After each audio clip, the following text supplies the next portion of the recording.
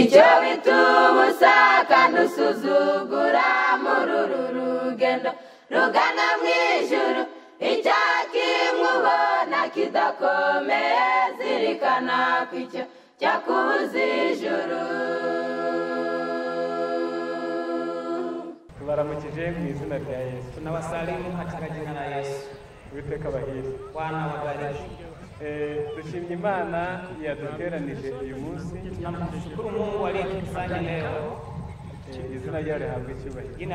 Majina ya mwalimu tugiye kuganira ijambo ry'Imana. Tunataka kuzungumza neno la Mungu. Insanganyamatsiko yacu iratubwira ngo kichwa cha somo kinatuambia hivi, umugoroba w'isi. Jioni ya ulimwengu. Umugoroba w'isi. Jioni ya ulimwengu. Muri Bibiliya, katika Biblia no mu buzima busanzwe, hata katika maisha ya kawaida, igifite itangiriro kigira n'iherezo. Kila kilicho na mwanzo kinakuwa na mwisho, kandi iherezo niryo riba rigoye, na mwisho unakuwa ni mgumu. Byanditse mu Mubwiriza 7:8. Umeandikwa kwenye Mhubiri sura ya 8. Handitse ngo iherezo ry'ikintu riruta itangira ryacyo, ambapo pameandikwa kwamba mwanzo wa kitu ni mkuu kuliko mwisho wa kitu ni mkuu kuliko mwanzo wake. Iyi si yacu yaremwe, dunia hii yetu ndiyo kubwa. Umuntu ayishyirwaho, mtu anawekwa kwenye dunia hii. Hari ahagana mu mwaka wa 2004 mbere y'ivuka rya Yesu. Ilikuwa ni mwaka 2004 kabla ya kuzaliwa kwa Yesu. Ntabwo yaremwe ngo bizagume uko gusa, haikuumbwa ili iendelee kuwa hivyo, ahubwo bitewe n'icyaha, bali kwa sababu ya dhambi hapanzwe umunsi izashya ikavaho. Ilipangwa siku ambapo dunia itateketezwa. Biblia iratubwiye ngo Biblia inatuambia hivi, isi, dunia n'imirimo irimo na kazi zake bikayengeshwa no gushya cyane, bitayeyushwa na kupungua sana. None icyo gihe cyegereje aho isoreza, sasa muda huo ambao umekaribia pale ambapo ni mwishoni mwa dunia, nicyo cyitwa umugoroba wayo. Hicho kinachoitwa ndio jioni. Kandi mbere y'uko ibyo biba, na kabla ya kufanyika hayo, Imana yapanze ko bayituye bagomba kuburirwa. Mungu aliandaa kwamba wakazi wake waonywe. Naratangira ndabaha icyitegererezo cy'ibyabaye mbere. Kabla ya kuanza nitaomba mfano wa watu waliofanyika. Mwongere mwige neza itangirira igice cya 7. Jifunze tena Mwanzo sura ya 7. Murasanga igitekerezo cy'umuntu witwa Nowa. Mtakuta habari ya mzee Nuhu. Yabwiwe kubwiriza imyaka 120 ateguriza bigihe cye kwisi igiye kurimbuka. Aliambiwa kuhubiri miaka 120 akiwaandaa watu wake kuhusu dunia inataka kuangamia. Niko byagenze, yarabwirije. Ndivyo ilivyofanyika, alihubiri. Biblia iratubwiye ngo kuko ari we wari wabonetswe ko ari umukiranutsi mw'icyo gihe. Biblia inatuambia kwamba ndiye aliyeonekana mwenye haki kipindi hicho.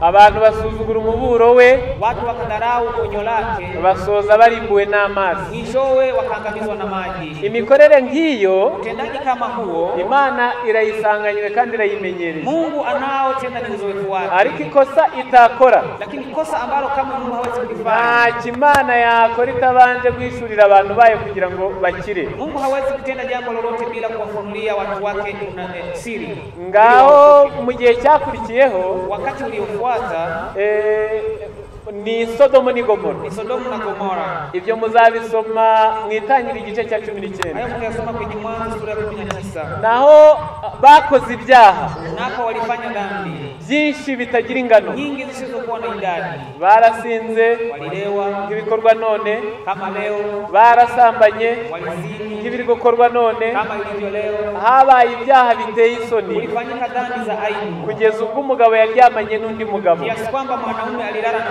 mwanaume mwingine. Hari abantu bakeya, kulikuweko na watu wachache. Uwo mvuga ni Loti, inayosema ni Rutu, bari bababajwe n'ibyo byaha byari biri kuhakorerwa. walikuwa wanafundishwa na dhambi hizo zilizokuwa zikitendeka. Ibyababayeho yaliyowapata, bifuza ngo tubyigireho akantu kamwe. natamani tujifunze tupate somo hapo. Marayika uhatsemba ahagenderera, malaika muangamizaji alipotembelea pale, ngaho itangiriro cya gice cya 19, Mwanzo sura ya 19. Ndasoma uwo murongo wa mbere. Nitasoma mstari wa kwanza. Baba malaika bombi bagera i Sodomu nimugoroba. Basi wale malaika wawili wakaja Sodoma jioni. Ntabwo nshaka gusoma byinshi muri iki gice, sitaki kusoma mengi katika sura hii. ahubwo malaika uri bukora ishyano kubanze kumvira, malaika anayetaka kuleta ole kwa wale wasiotii, yinjiye i Sodomu nimugoroba. aliingia Sodoma jioni. Nasomye mu gitabo cy'umwuka w'abahanuzi, nilisoma katika kitabu cha roho ya unabii, ni abakurambere n'abahanuzi, ni wazee na manabii. abafite icyongereza ni urupapuro rw'157, Walio na kitabu cha Kiingereza ni 157, ngire ni ikinyarwanda n'urupapuro rw'100. Kinyarwanda ni ukurasa wa 100. Hari amagambo nshaka ngo adufashe. Na maneno ninayohitaji yatusaidie. Burya ab'igihe cyose bagira nabo umugoroba wabo. Kumbe kila watu wa kila nyakati wanakuwa na jioni zao. Hari igihe cyarageze umugoroba wa Sodomo na uragera. Muda uliwadia, jioni ya Sodoma ikafika. Reka mbanze mvuge ibyabanjirije umugoroba. Acha niseme yaliyotangulia jioni. Uwo mugoroba nyirizina utari wagera, jioni hasa kabla haijafika, Sodoma hari hameze hatya. Sodoma palikuwa namna hii. Sodoma yari yaratwawe no kwinezeza n'iminsi mikuru. Sodoma ilikuwa imekumbwa na sherehe na kujifurahisha, ibirori n'ubusinzi, sherehe na ulevi. Icyarushaga ibindi byose kuba kibi cyari ukutamenya kwitegeka. Kibaya zaidi ni kutojua kiasi. Abantu basuzuguraga Imana ku mugaragaro n'amategeko yayo. Watu walimdharau Mungu kiwaziwazi na sheria yake, kandi bagashimishwa n'urugomo, na walifurahishwa na uasi. Nubwo imbere yabo bari bafite icyitegererezo cy'ababayeho mbere y'umwuzure, japo mbele yao kulikuwa na watu wa gharika waliokuwa na gharika kabla yao, kandi bakaba bari bazi neza uburyo umujinya w'Imana warimbuye abababanjirije, na walikuwa wanajua vizuri jinsi gharika ilivyoangamiza waliowatangulia. Nyamara bakomeje gukurikiza inzira imeze nk'iyabo yo gukiranirwa, lakini waliendelea kufuata njia yao ya uasi. Niba mukurikiranye ahangaha, tukiendelea hapa, abazasoma iki gitabo bafite umwanya, watakasoma kitabu hiki wakiwa na muda, umugoroba wa Sodomu ugeze, jioni ya Sodomu ilipofika, icyo gitondo cyaho cyari cyabyutse ari cyiza. Asubuhi hiyo yao ilikuwa ni imeamka njema. Ngo byari ibibaya byiza bifite ibara nk'iri ngiri, hariho greenness iteye ubwoba. Walikuwa na matambalale mazuri yenye majani mabichi kama hivi. Hari imyaka yeze ngo ni ikibaya cyagiraga uburumbuke. Kulikuwa na nafaka, mazao ya mezaa walikuwa wanavuna sana. Abasoma Itangiriro 13, wanaosoma Mwanzo sura ya 13, ahavuga Aburahamu atandukana na Loti, wanaposema Ibrahimu alipotengana na Lutu, ngo Loti yahisemo kino kibaya kuko cyari kimeze nka Edeni Imana itararimbura. Lutu alichagua tambarare ile kwa sababu ilikuwa kama Edeni. Nukuri bari bakize bakungahaye, kweli walikuwa matajiri wakubwa, ngo babonaga inyungu zitabaruhije, walipata faida bila usumbufu. Mbese kubona byinshi mu gahe gato, walikuwa napata mali nyingi kwa muda mfupi. Ngo nta nicyo cyabateye gukunama abanyabyaha cyane icyaha cy'ubusambanyi. Hicho kilichowafanya wageuke wenye dhambi, hasa dhambi ya uzinzi. Noneho baba malaika bari baje kuwatsemba. Sasa wale malaika waliokuja kupangamiza baje ni mugoroba, walikuja jioni. Ndashaka ngo ijambo ni mugoroba muri cya karongo, nataka jioni hii muiwekee alama. Iyo bwije byegereje amasaha kuza bari ikibazo. Inapokuwa jioni kikaribia usiku inakuwa ni shida. Cya gitabo, kile kitabu, ubwo rero ijoro rya nyuma rya Sodomo ryari ryegereje. Kitabu kinasema usiku wa mwisho wa Sodoma ulikuwa unakaribia. Igicu cyo guhora cyari cyamaze kubudika. Noneho ngo za ntumwa zinjira, wale mitume walipoingia, hano haranditse ngo zinjiye ari mu kabwibwi. Mu kabwibwi nibwo babonye abashyitsi babiri baza begera hafi y'amarembo y'umurwa. Ilipokuwa jioni ndipo wameona wageni wawili wanaelekea malango ya mji. Basaga nk'abagenzi baje gusaba icumbi muri uwo murwa. Walionekana kama wageni wanaokuja kuomba marazi katika mji huo. Nta numwe washoboye gushishoza ngo amenye ko abo bagenzi biyoroheje bari baturutse kure ari intumwa zikomeye zije kutiteka ry'Imana. Hakuna hata mmoja aliyepeleleza ajue kwamba hao ni mitume rahisi ambao wanakuja kuleta mahukumu ya Mungu. Mbese haba mu gihe cya Noa, iwe ni katika kipindi cha Nuhu, umugoroba wabo warageze bararimbuka. Jioni yao ilifika wakaangamia. Kandi ku mugoroba ibintu biba bishyushye. Tena jioni mambo yanakuwa yamepamba moto. Haba hari ihubiri iteye ubwoba. Unakuwa na kasi ya kutisha. Abibuka igitekerezo cya Noa, watu wanaokumbuka habari ya Nuhu, nkuko byanditse mu ntambara ikomeye y'Igifaransa, kama ilivyoandikwa kwenye kitabu cha Pambano Kuu cha Kifaransa 533, ukurasa wa 553, ngo inyamaswa zinjiye mu nguge. Anasema kwamba wanyama waliingia katika safina, Imana yinjizamo Noa, Mungu akamuingiza Nuhu, irangije irakinga, kisha akafunga mlango. Ariko ubuzima burakomeza iminsi 7, lakini maisha yaliendelea kwa muda wa siku 7. Akakanduka cyakarongo, akampawekea alama kabisa. Ikimenyetso cyo kurimbuka giheruka cyagaragaye, dalili ya kuangamia ilipokuwa imekisha kudhihirika. Ubuzima bwarakomeje byakomeje iminsi 7. Maisha yaliendelea kwa muda wa siku 7. Narasomye ngo Nilisoma hivi, uwari gushaka gukira mw'iyo minsi 7 byari byarangiye. yule ambaye angetaka kupata mali na utajiri katika siku hizo 7 ilikuwa imekwisha. Abanywa baranyoye bazisosorayo, Wanywaji walevi walikunywa mpaka wakamaliza. abasambanyi barasambanye bimara gahinda, Wazinzi walizini mpaka kabisa mwisho. ngo bajyaga barya inyama ngo bakabaga amatungo ngo mu buryo burimo no kwinezeza, kuzica no kuzibaga bakabigira ikirori. Walikuwa wanachinja mifugo ya kula, kuua na kuchinja ilikuwa ni kama vile sherehe. Ngo babonye itariki nyirizina Nowa yavuze imvura itaguye, Walipoona kwamba tarehe iliyotajwa na Nuhu kwamba mvua itanyesha na haijanyesha, kandi birangira byabarangiranye, na shida yao ilikuwa imewadia, ngo baraje bakajya bamwisekera bari inyuma y'inguge. walikuja nyuma ya Safina wakaanza kumchekelea. Ariko akagoroba kabo karageze, isi irarimbuka barashira bose. Lakini jioni yao ilifika wakaangamia wote Hano wakaisha. ngo tuhavana ubutumwa Hapa tuweze kupata ujumbe ngo huu. abisodomo Watu wa ngo Sodoma, nta n'umwe washoboye gushishoza hakuna hata mmoja aliyewahi kupeleleza ngo akure isomo mu byabaye kuboha mbere y'umwuzure. ili aweze kupata somo kwa yale yaliyowapata watu wa Ku kipindi mugoroba intumwa zije kubarimbura zirinjira. jioni. Mitume wa angamizaji wakaingia, Bari baramenyereye ubusambanyi, walikuwa wamezoea uzinzi, nazo bifuza kuzisambanya.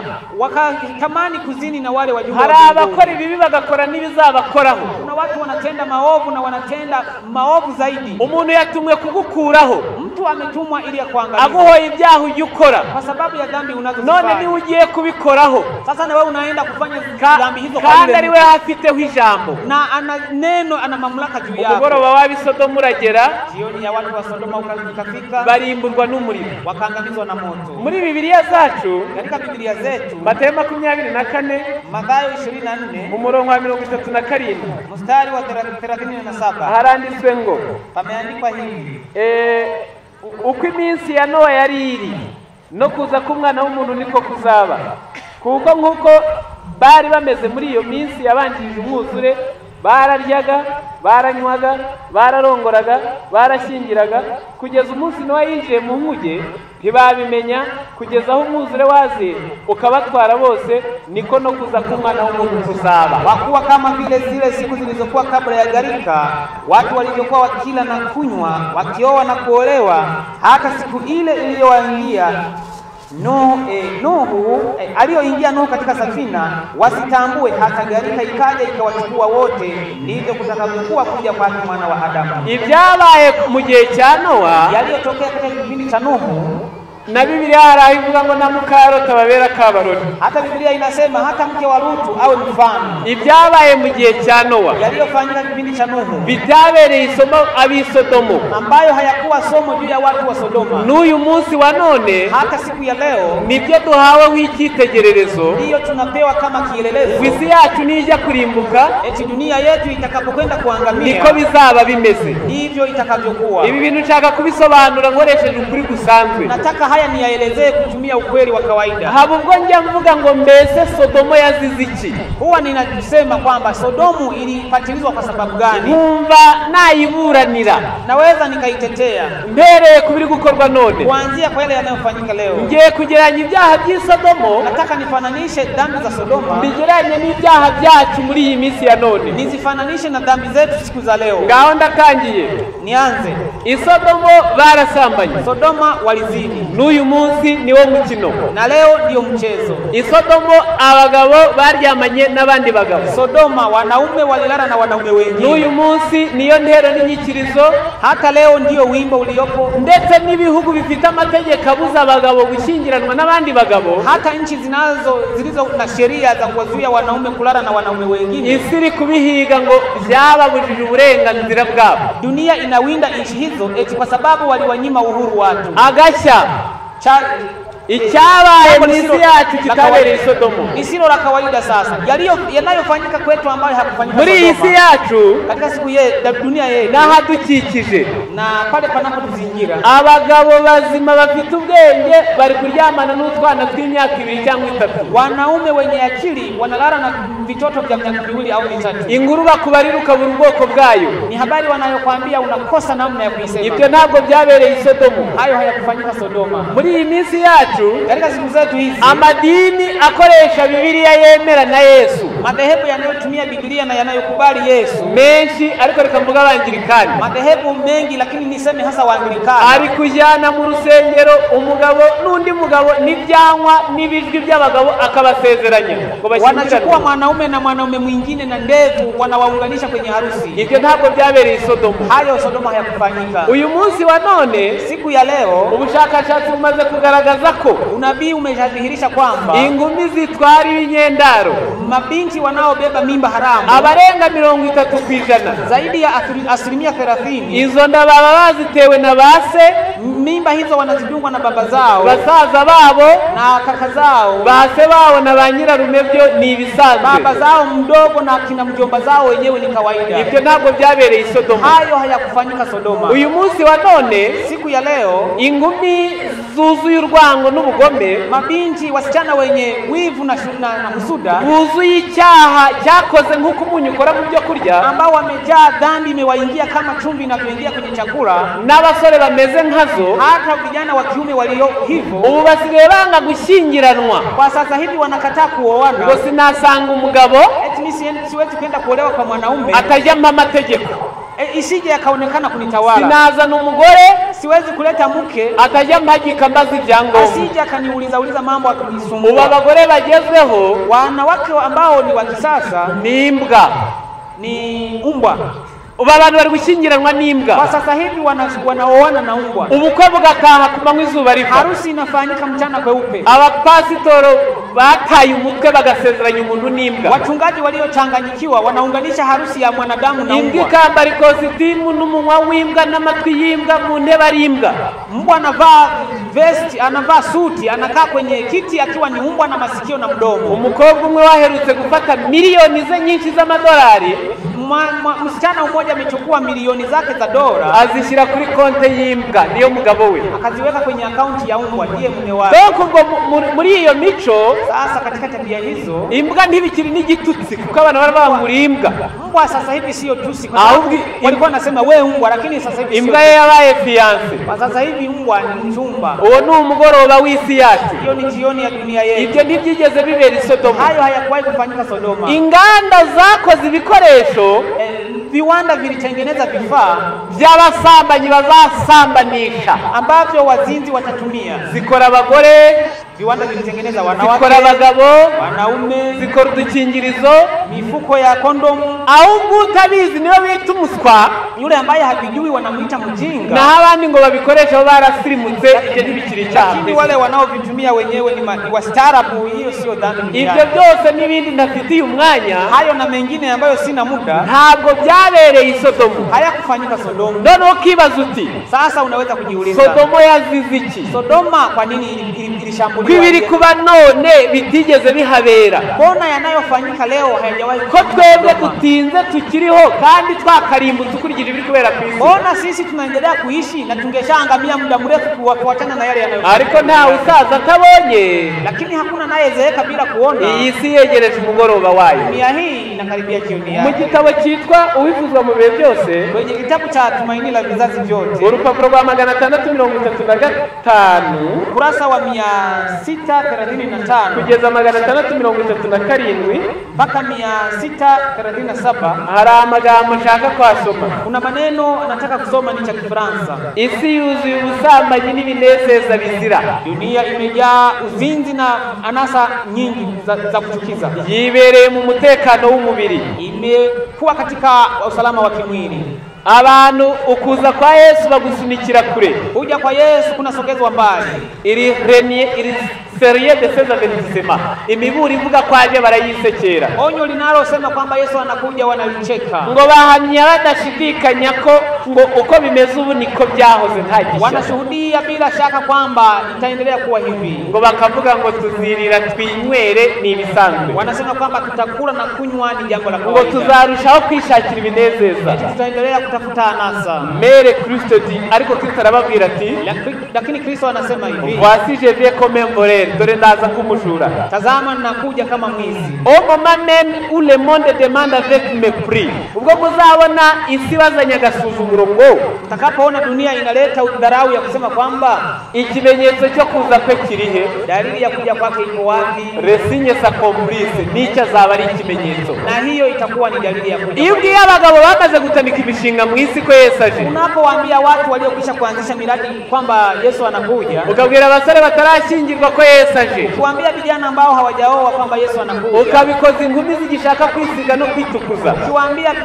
wasichana ambao wanahitaji kujipaka na kujikrimu, ukabwira uti nambara n'ibyago byanuwe dore biri kugaragaza ko Yesu aje, kuambia tazama vita na unabii wote unatimilika Yesu anakuja, barakubwira ngo wanakwambia hivi, ibyo ni ibisanzwe na kera niko byahoze, ni ya kawaida yalikuwepo tangu zamani. Muri Biblia baravuze ngo, katika Biblia walisema hivi, nibavuga batyo, watakaposema hivi, uzacyongereho, basi uongeze, ni ikimenyetso giheruka cy'uko Yesu, itakuwa ni dalili ya mwisho ya kuonyesha kwamba Yesu anakuja. Kale moker qui rejette la vérité devenu présomptueux, igihe abakobanyi banga ukuri bazaba babaye gikwira, wale wasaliti watakapoendelea kukejeli ukweli watakapokuwa wengi, kasha kesha gagner de l'argent sans scrupule, igihe buri wese azaba akanurwa amaso no gushaka ifaranga nta rutangira, kila mmoja atakapokuwa anakimbizana na pesa bila kuwa na kizuizi, kaone tidichu excepte sa Bible, igihe abantu bazaba biga byose uretse Biblia, wakati watu watakapokuwa wanajifunza mambo yote isipokuwa Biblia, alors le Christ vient comme un voleur, ubwo rero tutazabaje kumujura, hapo Yesu atakuwa anakuja kama mwizi. Ndashaka kugira ibyo masobanura, nataka nitoe maelezo hapa. Hano baravuze ngo, hapa amesema hivi, igihe abantu bazaba bashaka ifaranga ariko nta rutangira, kipindi watu watakapokuwa natafuta pesa bila kizuizi, bazarishaka bacuruje ibyemewe, natafuta pesa kwa kuchuruza biashara ambazo zinakubaliwa, bazacuruza ibitemewe, watafanya biashara ya haramu, bazahinga urumogi, watalima bangi, nubwo rwaba ruzicamo n'umuhungu we, hata kama bangi tamuua kijana wake atalima tu. Hazaza business z'amayobera, zitakuja business za ajabu. Mama ngo amagi y'ibihunyira afite isoko, mayai ya bundi eti yana soko, ngo amababa yabyo, eti mabawa ya mbuni yana soko, ngo amamashini ngo ya kera ngo ya singeri, eti mashine ya singeri ya zamani, ngo amacupa ngo y'ibiki, eti chupa ambazo zinasumaku sijui vitu kama hivyo. Business iteye n'isoni, yani biashara ambayo ni ya aibu kabisa. Nguvuga ngo amavuta y'intare, eti mafuta ya simba. Igihe abantu bazaba bashaka ifaranga nta rutangira, wakati watu watakapokuwa kitafuta pesa bila kizuizi, kugeza ubwo n'umuntu uramwereka ngo hari amafaranga ari kuranagwayo akavuga ngo aho gupfa nifuza ngo nzapfa ndi kuyashaka. Kiasi kwamba unamwambia mtu usitafute pesa kule utafia huko, akasema kwamba kuliko nife na tamaa bora nife nikitafuta pesa. Igihe abantu bazaba biga byose uretse Biblia, wakati watu watakapokuwa wakijifunza yote isipokuwa Biblia, ngubwo nibwo Yesu azabaje kumujura.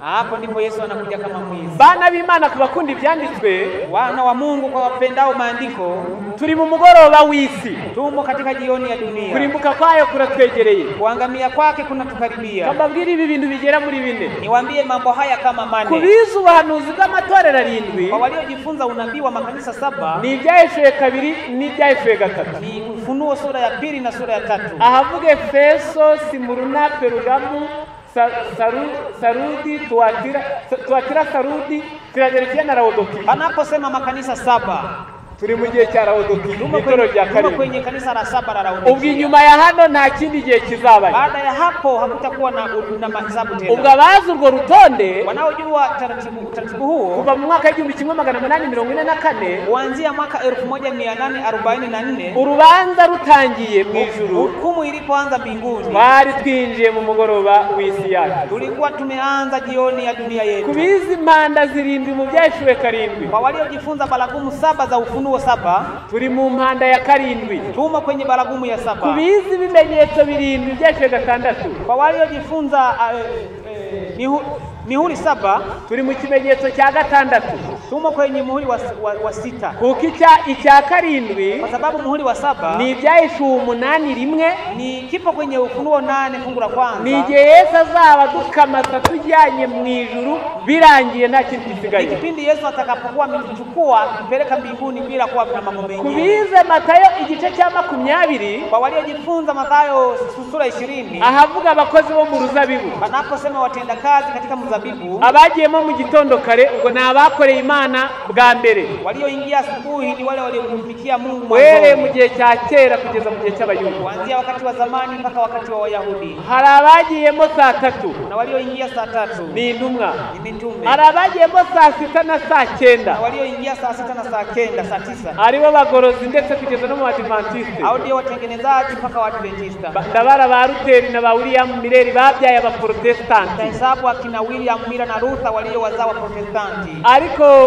hari n'abagiyemo saa 11. Lakini wengine waliingia saa 11. Turi mu gihe cya saa 11. Tumo katika kipindi cha saa 11. Muri ibi bintu byose mvuze, Katika yote haya ninayoyasema, ndashaka gusobanura ibigera muri bibiri. nataka nielezee mambo kama mawili. Iyi mpanda ya karindwi, Hii baragumu ya 7, ibyahishuwe igice cya karindwi, Ufunuo sura ya 7 umurongo wa 18, mstari wa 18, harimo ibi bintu bikurikira.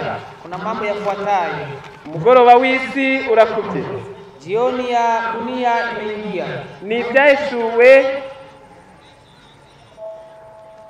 igice cya 11 umurongo wa 18, Sura ya 11 mstari wa 18, avuga iby'impanda ya karindwi. anaposema baragumu ya 7 Irangwa n'ibiki? inadhihirishwa na nini? Amahanga yararakaye, nuko umujinya wawe uraza.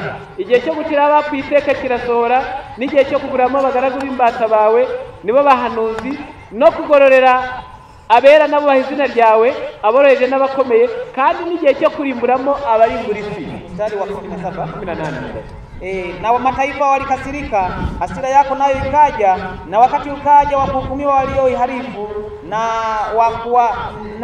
wakuwapa thawabu yao watumwa wako manabii na watakatifu, na hao walichao jina lako, wadogo kwa wakubwa, na kuwaharibu hao waiharibu nchi. Katusobanura iby'iyi mpanda ya karindwi. Hebu tufafanue kuhusu baragumu ya 7. Ikiranga cya mbere, Kinachoidhihirisha cha kwanza ngo ni umujinya w'Imana, ni ghadhabu ya Mungu, ni amahanga yarakaye, ni mataifa yaliyokasirika, ni ukurimbura abarimbura isi, ni kuangamiza waiangamizayo ni dunia, ukugororera abera n'abahanuzi. ni kuwalipa thawabu watakatifu. Ibyo nibyo bigiye gukorerwa muri uyu mugoroba w'isi. Hayo ndio yanayokwenda kufanya katika jioni ya dunia. Duhere ku mahanga yarakaye. Tuanzie kwa mataifa yaliyokasirika. Ni Matayo 24 byari byarahanuwe, Ilikuwa imetabiriwa kwenye Mathayo 24 uhereye ku murongo wa mbere, kuanzia mstari wa kwanza, ahavuga ngo ishyanga rizatera irindi ishyanga n'ubwami buzatera ubundi bwami. panaposema kwamba taifa litaondoka kwenda kupigana na taifa jingine. Byanditse henshi muri Bibiliya. Imeandikwa sehemu nyingi katika Biblia. Ubu amahanga ararakaranije. Kwa sasa hivi mataifa yamekasirikiana. Muzajya mwumva ibyiyadukiza, Takuwa mnasikia matukio yanayojitokeza. muri kumva intambara ziri kunuka hagati ya Amerika na Irani. Nasikia vita zinazonuka kati ya Amerika na Irani. Mujya mwumva ko Korea ya ruguru ihora isuma gusamana na Amerika. Nasikia jinsi Korea ya kaskazini nataka kupambana na Amerika. Muzajya mwumva n'utu duhugu twacu duto uko tuba turakaranije. Nasikia jinsi nchi zetu ndogo hizi zinavyokasirikiana. Ntimukabimenyere, Msiyazoee hayo. ndetse ni Masisi ni Rucuro na hehe ibisa n'ibyo biriyo. Na Masisi na Ruchuru mambo yanayofanana na hayo yapo.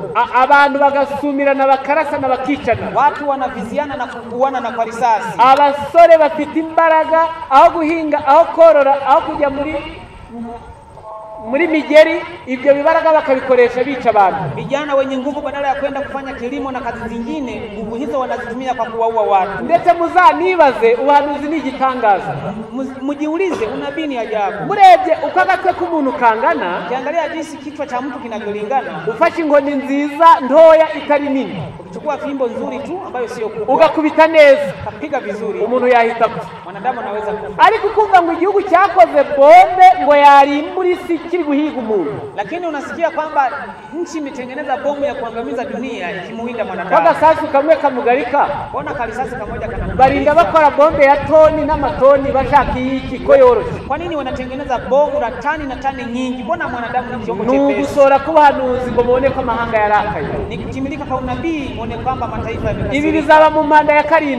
Haya yatafanyika kwenye baragumu ya 7. Ikimenyetso cyuko turi mu mugoroba w'isi. Yali ya kuonesha kwamba tuko kwenye jioni ya dunia. Abarindiriye amahoro, watu wanaosubiria amani, cyetsa yo mu mutima, kwa amani ya moyoni, azagirwa n'abayobozi ubutumwa bwiza gusa. Bayo watayapata wale waliopokea ujumbe. Muzajya murarunda murunde mu biteho igihe n'umutima bigwire. Tarundika mali na mali ziendelee kwa nyingi. Amahanga narakara biyoyoke mu minota 2. Mataifa atakapokasirika mali hizo zitayeyuka kwa dakika 2. Mwongere mutangire. Mwanze tena upya. Arakare biyoyoke mu minota 2. Mataifa yakikasirika biyeyuke tena kwa dakika 2. Ngo umugambi wa Satani, ni mpango wa shetani. Uzahora bacura bufuni na buhoro gutyo, baya atawachosha namna hiyo kugira ngo ababuze imyiteguro, ili awazuie kupata maandalizi. Ngaho umujinya w'Imana, hapo sasa asira ya Mungu. Uyu mujinya w'Imana uzagaragarira ahantu henshi hatandukanye. Asira ya Mungu itadhihirikishia sehemu nyingi. Abasoma igitabo cy'ibyaduka byo mu minsi y'imperuka, wanaosoma kitabu cha matukio ya siku za mwisho, muzasoma urupapuro rwa 28.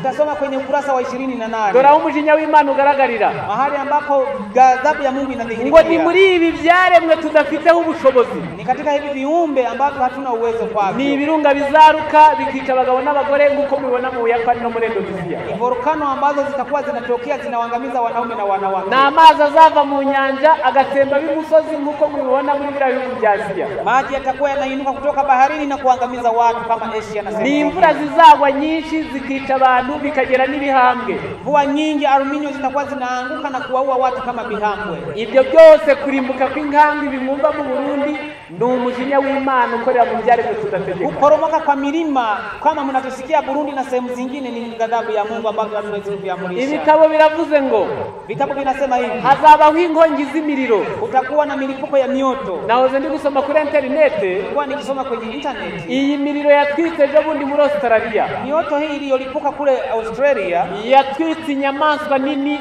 milioni 500. Iliangamiza wanyama wakubwa milioni 500. Do izi nyamaswa ziba zizwi ziba muri parike bashobora kubara. Wale wanyama wakubwa ambao wanaishi maporini ni milioni 500. Milioni 500. Bajaga kuzimya, walienda kuzimisha moto. Nono ikibati hakaza umuyaga ugakubitamo ikindi kibati. Basi upepo unakuja unapuliza kabisa, moto unaendelea. Nabo bagakizwa n'amaguru bakiruka. Nao wakakimbia. Ibyo ntacyo wenda kubikoraho. Hayo huwezi kuyafanyia. Hari nyirabyo uhagaze hejuru ushaka kukwereka ko bwije. Una mwenye navyo amesimama juu anataka kukuonyesha kwamba usiku umeingia. Ubaka inzu ariko uzikuyubatse ni mugoroba. Ujenge nyumba lakini ukijua kwamba unaijenga jioni.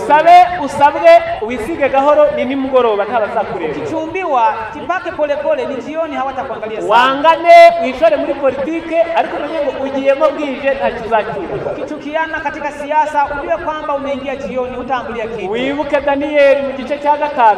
Kumbuka Daniel kwenye sura ya 5. Igihe yari amaze gusobanura amagambo yari yanditswe ku rukuta. Alipokuwa amemaliza kuelezea yale maneno yameandikwa kwenye ukuta. Umwami w'umupfu, mfalme mjinga, yaramubwiye ngo, alikuwa amemwambia hivi, nusobanurira iyi nyandiko utakaponielezea maandishi haya ngo ndakugira wa 3 mu bwami, nitakufanya kuwa wa 3 katika ufalme, ndakwambika imyambaro imeze ukuntu. Vika mavazi ya namna fulani. Aramusobanura ngo ubwami bwawe buranyazwe. Cyo ni kimwe. Akamwambia kwamba ufalme wako tayari umepewa. Buhawa Abamedi n'Abaperesi, umepewa Wamedi na Waajemi. Noneho wa mwami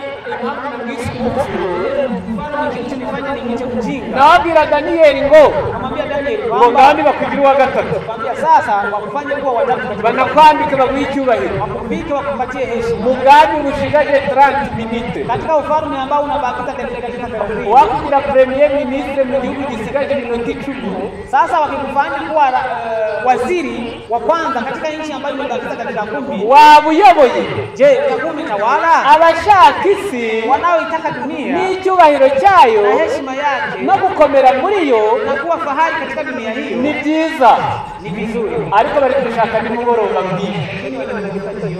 Muzasoma agatabo kitwa Daniel na siku zetu, utasoma kwenye kitabu cha Daniel na siku zetu. Daniel agisohoka amaze gusobanura ibyo bintu.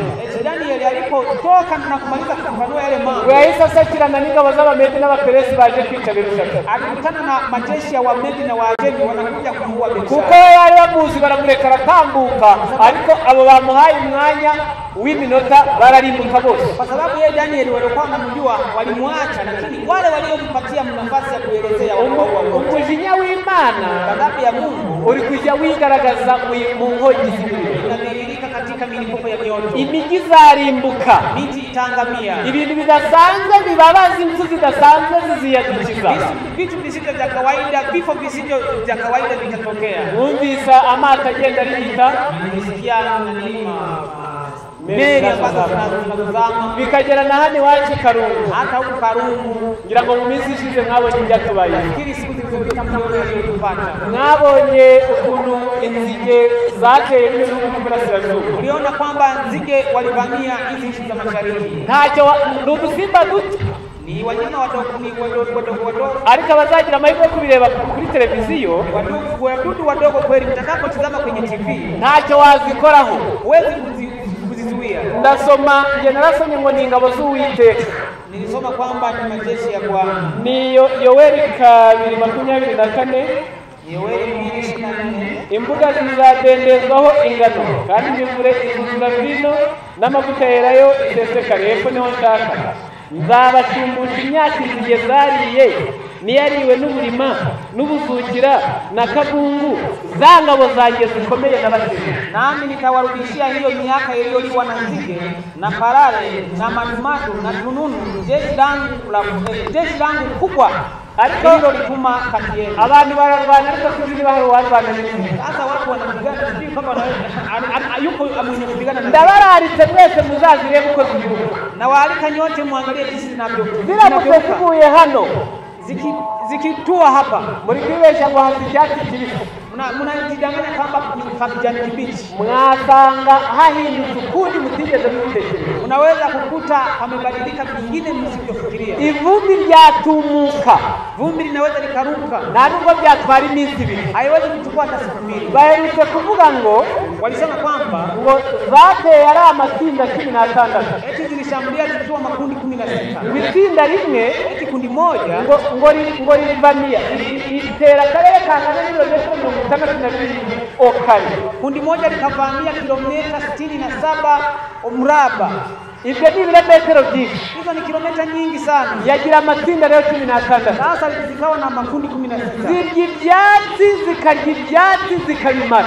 Zinakula majani na kumaliza. Ntabwo warwana nazo, Huwezi kupambana nazo. nubwo abantu biza amayeri yo kuzirya, Japo watu wamebuni utaalamu wa kuzikula, kandi koko icyariwe kita kibura kikabimara. kweli unapoanza kula kitu huwa kinakosekana kinadimika. Ariko nizimara gukuraho ibi byatsi byose, ntihazaba indwara zikurikirwa no kubura umwuka mwiza. Lakini nzige watakapomaliza majani yote hapa, tutakabiliana na magonjwa yanayotokana na kukosa hali ya Biblia hewa. iravuze ngo Biblia inasema nizangabo zanjye zikomeye. ni yale majeshi yangu. Ni Imana iri kwerekana ko umugoroba wisugeze. Mungu anaonyesha kwamba jioni ya dunia imefika. Muri Luka 21 Katika Luka 21 muzasoma muhere ku murongo, mtasoma kuanzia mstari Luka 21 Luka 21 umurongo wa 11. mstari wa 11. Kandi mwisange na hamwe hazaba ibishyitsi bikomeye, kandi hazabaho inzara n'ibyorezo by'indwara, hazabaho n'ibitera ubwoba n'ibimenyetso bikomeye biva mu ijuru. Kutakuwa na tetemeko makubwa ya nchi na njaa na tauni mahali na mambo ya kutisha na ishara kuu toka mbinguni. Ibyorezo by'indwara nibyo nshatse kuvuga. Janga la magonjwa ndio nataka niseme. Kanseri yari isanzwe iduhindishije umushyitsi, Kansa ilikuwa inatutetemesha. indwara z'umutima, Magonjwa ya moyo, ibibyimba byo mu bwongo, kivimbe katika ubongo, umwijima, ini, diyabete, sukari. izo ntizari zitworoheye. Hayo magonjwa yalikuwa si mepesi. Sida yo ngo nta gisida, ibyo byo bari bamaze ukimwi kubimenyera. yenyewe wanasema ni ajali, ni kawaida. None haje mu byitwa coronavirus, Sasa imekuja inaitwa coronavirus, kandi ntabwo byahereye mu bakene, na haijaanzia kwa maskini, ntabwo byahereye mu birabura bitwa injiji, si kwamba imeanzia kwa weusi tunaoitwa wajinga, barabizira ko hari Ebola yatangiriye ino, kwa sababu kuna wengine wanahisi kwamba kwa vile Ebola ilianzia kuko huko hari turinjiji. eti kwa vile sisi ni wajinga. Hari abizira ko sida hari ariko imaze, dore ko 70% by'abayitwaye ku ijana baba muri Afurika. Kuna wengine wanafikiri kwamba kwa vile tunaugua ukimwi sana, kwa sababu 70% wagonjwa wa ukimwi ni wa Afrika, Bakibwira ko byatewe nuko turinjiji. wanafikiri kwamba zilisababishwa na kwa vile sisi ni wajinga. Coronavirus yahereye mu Bushinwa, Coronavirus imeanzia China, igihugu cyateye imbere muri tekinoloji, nchi ambayo imeendelea kiteknolojia, kimwe mu bihugu biteye imbere mu bukungu. moja ya nchi tajiri. Iri kwica abantu bakabihisha, Na waua watu na wanajificha, ariko baherutse kubitangaza ko ibihumbi n'ibihumbi bimaze gupfa. lakini wameshatangaza kwamba maelfu na maelfu wameshakufa. Ni umugoroba w'isi, Ni jioni ya dunia, ntacyo wabikoraho. huwezi kufanya lolote. Noneho umujinya w'Imana Sasa ghadhabu ya Mungu ugaragarira muri ibyo tutategeka. inadhihirikia ndani ya hivyo vitu tusivyoweza Icyo kuviamrisha. kigaragara mu mpanda ya karindwi Hicho kinachodhihirika kwenye bara 17 mu gitabo cyitwa Abami n'Abahanuzi. katika kitabu cha wazee na manabii. Ni icyigisho kadebe ko mpagera. Abami n'Abahanuzi, Prophet and Kings cy'icyongereza. Ni manabii na wafalme. Yego, harimo aya magambo avuze ngo ni urupapuro rwa 277, Ukurasa wa Kiingereza 277. ni icyigisho cya 22 Ni kwenye sura ya 22, kivuga ngo inenewe umujyi ukomeye. sura inayosema kwamba Ninawi mji mkuu. The time is at hand when they will be sorrow in the world that no human being can heal. Igihe kirageze, Muda umefika, maze mu isi haba umubabaro n'uburibwe, kisha duniani pawepo na huzuni na maumivu, uburyo nta muti wa mwene muntu wakongora ibyo bikomere. kiasi kwamba hakuna dawa ya kibinadamu inayoweza kuponya majeraha hayo. Ahantu muhumve neza, Hapa mpaelewe vizuri, burya nta karakogwa. kumbe hakuna jambo lolote ambalo Muri limefanyika. uyu mugoroba w'isi, Katika jioni ya dunia hii, ngo igihe kirageze eti muda umewadia, ngo habe uburibwe, habe umubabaro, habe igikomere, yawepo maumivu na huzuni na majeraha. nta mwene muntu ufite umuti wakomora uburibwe. Hakuna mwanadamu anayeweza kupata dawa ya kuponya maumivu The hayo. spirit of God is being withdrawn. Umwuka w'Imana uri gukurwa ku isi. Roho wa Mungu anaondolewa polepole. Disasters by sea, amahano ari kuba ku nyanja, Janga linaendelea kutokea baharini, amahano akaba ku butaka yiyungikanya. janga linatokea hata nchi kavu kwa kufuatana. Mbese ntiduhora twumva iby'imyuzure, Je, si huwa tunasikia mafuriko? mbese ntiduhora twumva ibyo guturika kw'imbaraga zo mu nda y'isi, Je, si huwa tunasikia milipuko ya nguvu za tumboni mwa dunia, ardhi? mbese ntiduhora twumva ibyo kurimbuka guterwa n'inkongi z'imiriro ndetse n'imyuzure. Je, si huwa tunasikia milipuko ya mioto na mafuriko? Mbese ntabwo mubona ibihombo by'ibirimbuka n'abantu bagwamo? Je, si huwa tunaona hasara ya vitu vinavyoangamia na watu wanafia humo? Ibi byago byose Matatizo yote hayo biragaragara ko ari ugusandara kw'imbaraga tudategeka z'ibyaremwe zanze kugendera munsi ya gahunda y'umwana w'umuntu. mateso yote hayo yanaonyesha kwamba ni kutupa mstari wa viumbe ambavyo haviwezi kufanyiwa control na mwanadamu, Pull beyond control of man, byanze kuyoborwa na gahunda ya mwene muntu. vimeacha kuongozwa na utaratibu wa kibinadamu. Dufite abavolkanoge bashinzwe iby'ibirunga, Na watu ambao walisoromea mambo ya volkano bajya bavuga bati muduhumure, tubona ari icyatsi kibisi ni amahoro. huwa wanasema tupeni moyo, tunaona ni kijani kibichi, ni amani. Ati ikirunga kiri kubira ni umuhondo, ariko mukora imirimo yanyu nta kibazo. Virunga inatokota, volkano inatokota, lakini hakuna shida endelezi. Kubona ku munwa wacyo nta kibazo, mwikorera imirimo. Naona kwenye mdomo wake pale hakuna shida endelezi kufanya kazi, Kuko atari bo bategeka ibirunga, sababu sio wanaotawala bifite nyirabyo wabiremye. vina mwenyewe mwenye navyo. Ugasanga byatobokeye mu rubavu. Unakuta vimetokea sehemu nyingine kama rubavu. But in them all God's purpose may be real. Ariko muri ibyo byose Lakini kwa hayo yote dushobora gusoma mu mugambi w'Imana. unaweza kusoma mpango wa Mungu. They are among the agencies by which he seeks to allow men and women to essence of their danger. Ni bimwe mu bikoresho Imana ikoresha, kimoja kati ya vitendea kazi anazotumia Mungu, igambiriye gukangura abagabo n'abagore, akikusudia kuwaamsha wanaume na wanawake ngo bamenye yuko hari akaga kabegereye, ili wajue kwamba kuna hatari inayowakabili. Muri uyu mugoroba w'isi, jioni ya dunia, reka nongere nimbike ku bakozi ba saa 11. Acheni nigusie kuhusiana na watendakazi wa saa 11. Mathayo 20 umurongo wa 8. Mathayo 20 fungu la 8. Harahuza neza n'ibyo mu mpanda ya 7. Panalingana vizuri na yale yanayopatikana kwenye ibara 10. Haranditse ngo ni mugoroba. Pameandikwa kwamba jioni, wa undi wahaye abakozi gukora, yule aliyewapa watendakazi kazi, arasohoka, akatoka, arahamagara, akaita ngo abamubereye abakozi baza bahembe, ili wale watendakazi wake awape mshahara. Ubwo urumva ko no guhemba cyangwa se kugororera mu izina ry'Uwiteka, nasikia kwamba kuwapa ujira wale wanaolicha jina la Bwana nabyo biratwegereye, nalo linatukaribia. Muri aba bakozi ba saa 11, katika watendakazi hao wa saa 11, mwibwiriza butumwa aribo twebwe muri uyu mwanya, ambao ndio sisi katika muda huu bakora babangikanye n'ibi bintu bikurikira, wanatumika wakienda bega kwa bega na hili jambo linalofuata. Ubutumwa bwatoranijwe umuzingo wa 2, selected message, kitabu cha 2. Ubutumwa bwatoranijwe umuzingo wa 2 mu Gifaransa ni page ya 16, kwa Kifaransa ni ukurasa wa 16. Ndasoma mutuntu dutatu. Atasoma mambo matatu. Akambere, kwanza, à la 11e heure, des milliers de personnes verront et les connaîtront la vérité. Mu isaha ya saa 11 yanditswe muri Mathayo 20. Katika saa ya saa 11 iliyoandikwa kwenye Mathayo 20, abandi ibihumbi n'ibihumbi bazamenya ukuri, watu maelfu na maelfu watajua ukweli. Mu isaha ya saa 11, katika saa ya saa 11, abandi ibihumbi n'ibihumbi bazamenya ukuri, watu maelfu na maelfu watajua ukweli. Ndataruka nsoma kandi, taruka nisome na jambo lingine. L'église sera surprise par la rapidité avec laquelle s'efforceront les s'effectueront les conversions, et c'est le nom de Dieu sera glorifié.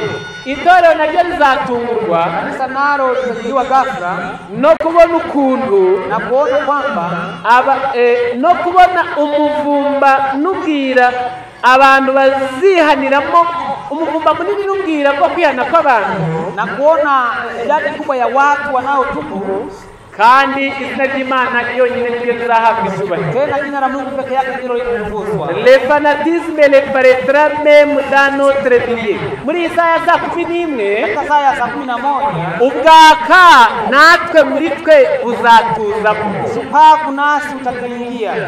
Déception de nature à égarer si possible les élus et même se produire. Ubuyobe buzayobya n'intore niba bishoboka, upotevu utakaowapoteza hata wateule ikiwezekana, buzaza muri twebwe, utakuja kati yetu. Ibi ni bizaba mu isaha ya saa 11. Haya ndio yanafanyika saa ya saa 11. Ndasubiramo, itarudia. Muri isaha ya saa 11, katika hii saa ya saa 11, abana magana n'ibihumbi bari kwihana, watu mamia na maelfu wanatubu, sio unabii. Muri isaha ya saa 11, ndani ya saa hii ya 11, kwihana kwabo kuzaba gufite umwete n'umuvumba ukabije cyane, kuko kutakuwa na spidi kubwa sana, kuburyo bizatungura, kiasi kwamba watu watashtuka. Ariko kugaruka kwereka ko bwije, lakini kwa sababu inaangalia kuonyesha kwamba ni jioni, ngo no muri twebwe hazaza ubuyobe, hata kati yetu kutatokea upotevu, ngo buyobye n'intore niba bishoboka, wapoteze hata walio wateule ikiwezekana. Nibi mujya mubona rero, ni haya sasa ambayo tunayaona mu gitabo cy'ubutumwa bwatoranijwe, katika kitabu cha selected message au message kwa Fransa 257 wa ukurasa wa 257, ubu buyobe, upotevu huu, nibi byago byose na ya matatizo hili janga lote, hari ababirekwa basoje ubuhanuzi bubi, kuna watu ambao walitimiliza unabii mbaya. Nous vivons à une époque de grande méchanceté. Turiho mu gihe cy'ubugome bukomeye, tuba katika kipindi cha ugaidi mkubwa, abantu bari kwicana, watu wanauana. Mujye kuri internet, ingia kwenye internet, ubisi maze kugira amasoko amasoko menshi atagira ingano, dunia hii ina soko nyingi zisizokuwa na idadi. isi imaze kugira amaresitora menshi atagira ingano, Dunia hii ina mahoteli mengi yasiyokuwa na idadi, ateka kandi agacuruza inyama z'abantu, ambapo wanapika na kufanya biashara ya nyama za wanadamu. abareba kuri interinete muzabirebe, Watu wanaangalia kwenye internet, utaangalia ibintu bakwereka ko ubuhinzi umushyitsi, vitu wanavikuonyesha na wewe unatemeka. isi izaba yuzuye ubugome, Dunia itakuwa na uhai. maze ibyo ukabibona Hayo unayaona bikakunyuza imbere, yanatoka mbele ya macho yako, ukongera ukirata nk'uwatsinda isoko ryo kubaho, na unaendelea kujivuna kama vile umeshapata. kandi umugoroba w'isi wakubye. Na jioni ya dunia Les imeshapamba. multitudes sont esclaves d'usage coupable et de mauvaises habitudes, et il n'est pas facile de rompre les chaînes. Imbaga nyamwinshi y'abantu bamenyereye ibibi, Idadi kubwa ya watu wengi waliozoea mabaya ni ingozi z'ibibi, ni watenda maovu, kandi nta n'icyizere cy'uko bacika imirungu ibaboheye ku bibi. na hakuna tumaini kwamba wanaweza wakatika kwenye kamba zinazowafungia kwenye maovu. Abanyizogo ubu baranyoye bamaze gukururuka, Wanywaji wa pombe walishakunywa na kunywa tena, aho umuntu arajya mu cyobo agakorera amafaranga amunye akavamo kwa bahati ari Imana imuvanye n'abandi baguyemo, kiasi kwamba mtu anaingia kutafuta pesa huko kwenye machimbo, wengine wanapia huko na yeye kutoka kama ameokoka, yose akarara yanywereye inzoga, pesa zote anatumia kwenye pombe. abana batagira minerivare, Wapombe hawana karo ya umugore shule, atagira umwenda wo kwambara, mwanamke hana nguo ya kuvaa, batagira isambu bapanze mu nzu z'abandi, hawana shamba, wamekodisha nyumba za watu. ngo nta cyizere cy'uko imigozi ibaboheye ku cyaha yenda gucika. Hakuna tumaini kwamba kamba zinazowafungia kwenye dhambi zinakaribia kukatika. L'iniquité terrain de riche inonde la terre, gukiranirwa kumeze nk'umwuzure, Uasi unaofanana na ule wa kipindi cha gharika, niko maze kwigarurira isi. hiyo umeingia katika dunia. Des crimes que l'on n'ose à peine nommer sont commis chaque jour.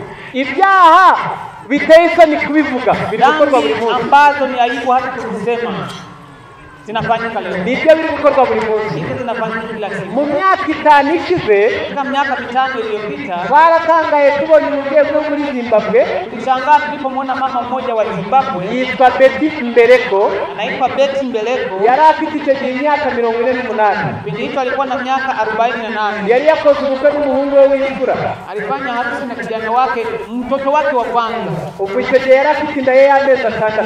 Alikuwa na mimba yake ya miezi 6. uwo mwana yari afite imyaka 23. Hiyo kijana wake alikuwa na miaka 23. Ab'imiryango bagiye kurega mu rukiko, Watu wa familia walienda kushtaki katika bati mahakama, umugore azanye ishyano mu muryango, wakasema huyu mwanamke ameleta ole katika familia. ariko basubiye mu mategeko agenga ibihugu Lakini waliingia kwenye sheria zinazoongoza nchi, basanga ntarimuhana kuko ntacyo bigeze bashinga, wakasema kwamba hakuna sheria inayomwadhibu kwa sababu haijaandikwa, ndetse bayashinze none isipokuwa wakianzisha leo. bakavuga bati yenda uzarongora nyina azahanishwa igifungo cy'imyaka 7. Wakasema kwamba atakayemuoa mama yake ataadhibiwa kwa kifungo cha miaka ariko 7. icyo gihe ntibari barabishinze kuko bari bazi ko nta wasara ngo asaracyo. Lakini kipindi hicho hawakuweka sheria hiyo kwa sababu walikuwa hawajui kwamba hilo jambo Ibyo linaweza. byaradutangaje. Hayo yalishangaza. Ubu ni wo mukino noneho ntabwo bikiri igitangaza. Leo sasa ndio mchezo, hakuna Bamwe haja. barabikora bagashyira n'amafoto kuri WhatsApp, kuri hose ngo mubirebe ko yatunze nyina cyangwa Wengine yashingiwe. wanafanya hayo ili wakaweka hata kwenye WhatsApp ili tuone Ibyo kwamba ni ibyaha ameoa mama yake. biteye isoni no kubivuga. Hayo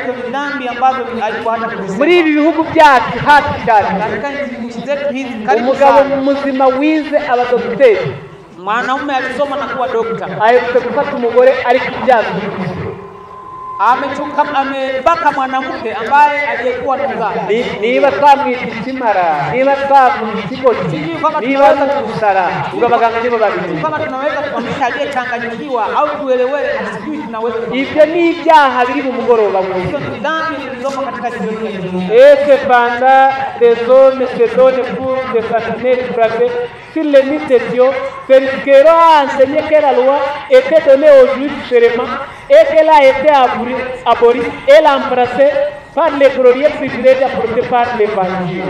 ngo ariko ubu ngo abigize abarezi b'Isiyoni, lakini wale waliofanya walinzi wa Sayuni ubwo ni abayobozi b'amadini muri rusange, viongozi wa madhehebu kwa ujumla, ngo basigaye bari kwigishanya umudendezo nta bwoba, wanaendelea kufundisha kwa uhuru bila hofu, ngo amategeko y'Imana ngo yavuyeho, sheria ya Mungu haipo ngo tena. kwanza rero ahawe Abayuda, Kwanza tulikuwa tumekabidhiwa kwa Wayahudi, ngibyo bakabivuga nta bwoba, ngo ahubwo ngo haje ubutumwa bwiza bwa Yesu. hayo wanayasema bila hofu, bali wanasema ulikuja habari njema ya Yesu. Nanjye kambabazi, Hata mimi niwaulize, koko ubutumwa bwiza bwa Yesu bwaraje, ni kweli ujumbe wa Yesu? mbese buje bwakongera ibyaha cyangwa bwagabanya ibyaha? Je, ujumbe unapokuja unaweza kupunguza dhambi au kuziongeza? Buramutse bwaraje, Kama ujumbe wa Yesu ulikuja, bwagabanya ibyaha ntibwabyongera. unaweza ukapunguza dhambi, sio kuziongeza. Hepfo haranditse ngo Ili panaendelea mbese ibi byaha no gukiranirwa biri kubera mu isi, je, dhambi hizi na uasi unaofanyika ibi duniani, byaha by'inkoraruguma turi kubona ku isi, dhambi hizi za hatari tunazoziona duniani, ntabwo bifitanye isano n'inyigisho y'abo bapasiteri babwira rubanda babategera amatwi? je, hazina uhusiano na mafundisho ya wachungaji hao wanaowaambia wasikilizaji wao? Niba ubwiye abo uyobora ngo amategeko y'Imana ntakiriho, Ikiwa unawaambia wafuasi wako kwamba sheria ya Mungu haipo, ubu bahaye umwanya wo kwiroha mu byaha, umewapa nafasi ya kuchovya katika dhambi. ubwo bariroshye rero baragiye, nibwo muri kubona bari gutunga n'inga. Hivi wamejiingiza kwenye dhambi, wamepotea, ndio maana wanaoana na Bana b'Imana, Eni wana wa Mungu, muri uyu mugoroba w'isi katika jioni ya dunia hii hariho ubutumwa bwiza kuna habari njema bugiye guhangana n'ibi binyoma by'aba barinzi bari barashyizwe ku nkike, ambayo inakwenda kupambana na hao uongo wa walinzi hao waliokuwa iyo barwanya amategeko y'Imana wanapopinga sheria ya Mungu, nabo ntibayarwanya yose, nazo hawazipingi zote. babikora batya. Wanafanya hivi, Hari abanga amategeko abiri, na wale wanaokataa sheria amri mbili, ubwo banga isabato y'umunsi wa karindwi none, wanakataa sabato ya siku ya saba, bakanga n'itegeko rya kabiri ribabuza gusenga igishushanyo, wanakataa sheria ya pili nayo wakitaka kuabudu, n'andi mategeko nayo barayemera. na zingine sheria pia wanazikubali. Ngaho ababa mu madini atandukanye mu nyumve mutagira ngo ndasebagire, Wale wanaokaa katika madhehebu tofauti, msikilize, msikiri, bayemera bati wanazikubali namna gani? uraha wese iyo agiye guhaguruka mu nzu iwe arakinga, Kila aliyeko hapa anaposoma nyumbani kwake anafunga mlango. iyo yahinze ibigori mu kabande ahari abajura ararinda.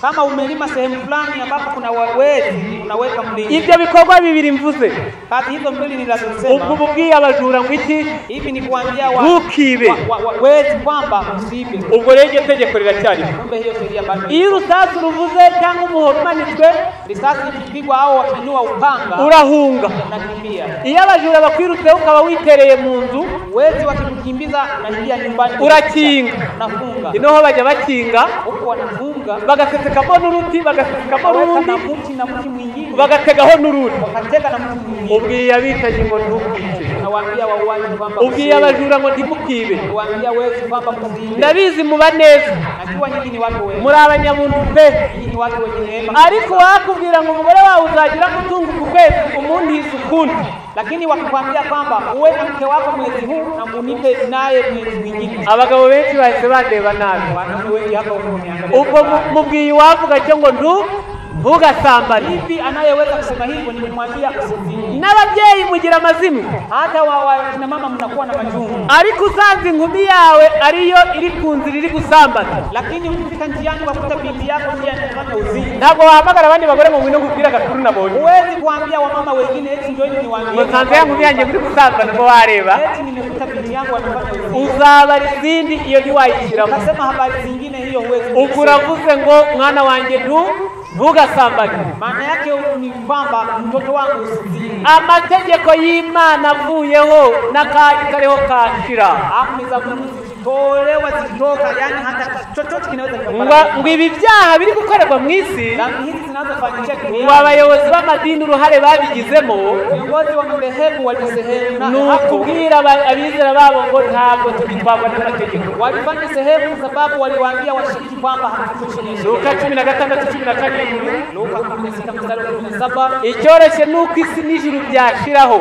Anasema ni rahisi kuliko heri dunia na mbingu ziondolewe kuruta kwa gace gato k'inyuguti imwe yo mu mategeko kakugwaho, kuliko nukta au yodi moja katika sheria iondolewe. icya kabiri muri aba bayobozi b'amadini, pili katika hao viongozi wa dini, cyanditse muri Ezekiel 34 umurongo wa mbere, ndio kwenye Ezekiel 34 mstari wa kwanza, ngo imikumbi bayoboye kwamba kondoo wanazoziongoza ngo bayiyoboreye kugira ngo biririze ibyibushye, babagize ibyibushye, bambara ubwoya bw'izabunize.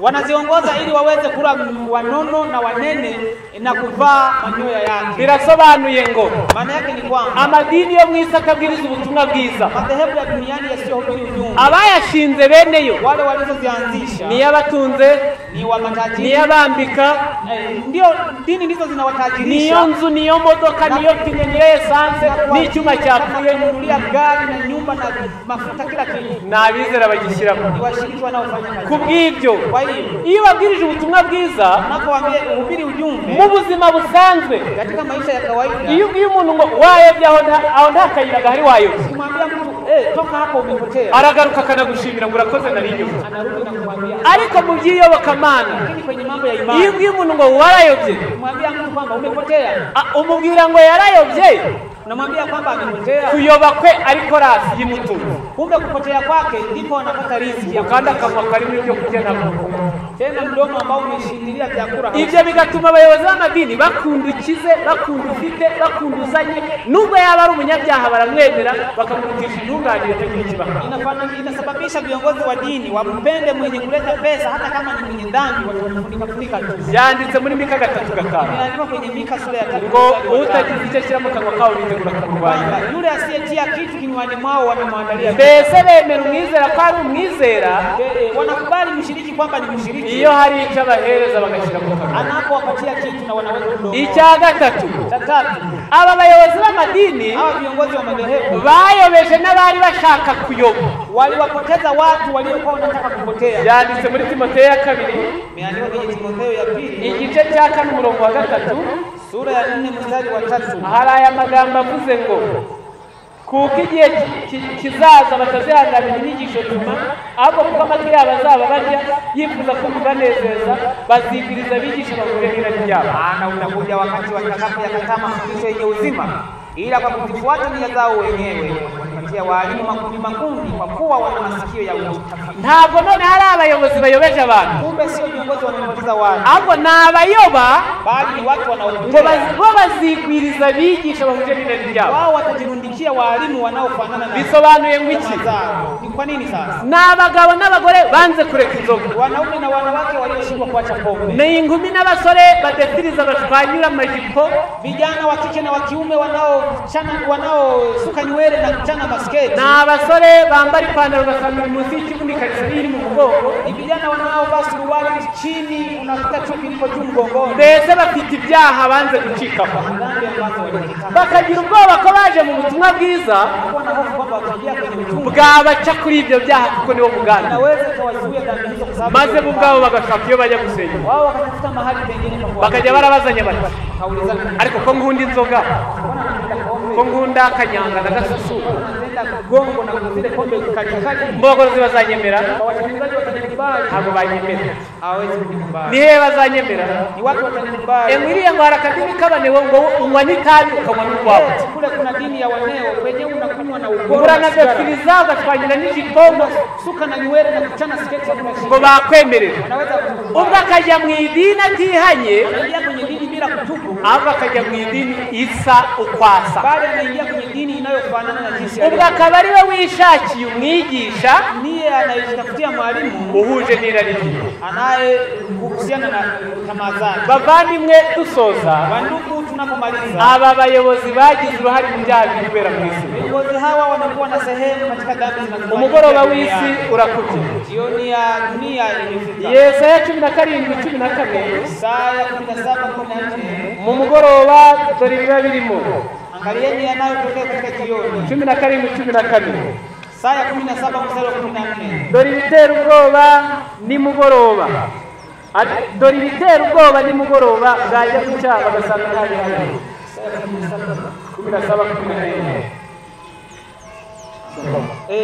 Wakati wa jioni tazama kuna hofu, na kabla ya kuja mapambazuko hawako. Hilo ndilo fungu la watekao. mu mugoroba habwoba, Katika jioni kunakuwa na hofu. naha turi hari abatuye mu birere bavuga ngo ntigira kimurasha. Kuna watu wanaoishi sehemu wanasema kwamba ikiwa jioni sijui kama kutapambazuka. Yeremiya 6:4. Yeremia 6 fungu la 4. Nimwitegure kuhatera, nimuhaguruke tuzamuke ku manywa tubonye ishyano, kuko bugiye kugoroba, ibicucu bya nimugoroba bimaze kurema. Yeremia 6 fungu la 4. Nimugoroba hari ishyano, Jioni kunakuwa na ole. muzasoma muri Zaburi 96. Tasoma kwenye Zaburi 90 mstari wa 6. ngo nisarura ngo ibyahinze iyo byeze ngo bisarura bigeze nimugoroba.